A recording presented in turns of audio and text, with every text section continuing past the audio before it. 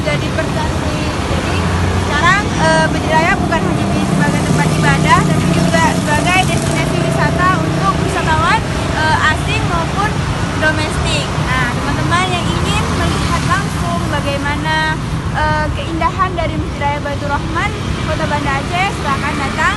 Ini adanya di pusat Kota Banda Aceh ya.